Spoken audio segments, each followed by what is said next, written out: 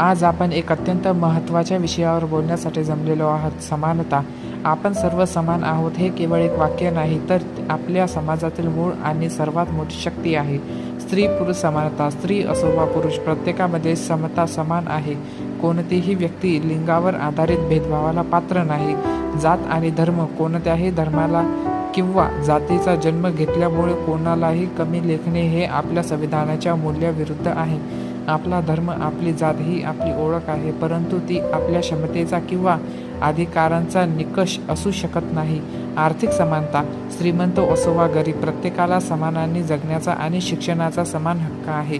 मित्रांनो, आपल्याला डॉक्टर बाबासाहेब आंबेडकरांनी दिलेले स्वातंत्र्य आणि समान भारताचे स्वप्न पूर्ण करायचे आहे. तेव्हा प्रत्येक नागरिकाला समान संधी मिळाली, तेव्हा आपल्या भारत देशाला खऱ्या अर्थाने महान होईल. चला, आज आपण शपथ घेऊ की आपण आपल्या घरात, आपल्या शाळेत, आपल्या समाजात आणि आपल्या कार्यक्षेत्रात समानतेची वागणूक देऊ आणि भेदभाव पूर्णपणे मिटवू. जय हिंद, जय भारत.